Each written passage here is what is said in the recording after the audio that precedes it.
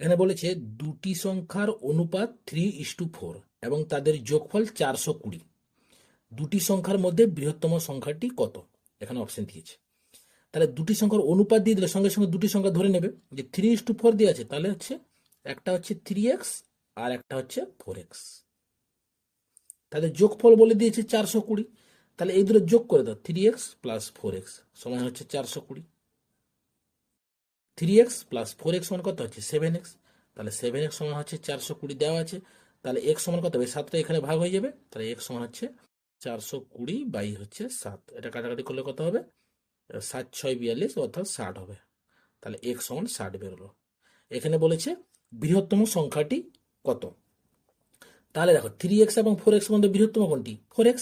তাহলে এই x এর জায়গায় 60 বসিয়ে দাও। তাহলে 4×60, তাহলে 6×4=24, 240। অর্থাৎ বৃহত্তম সংখ্যাটি হলো 240।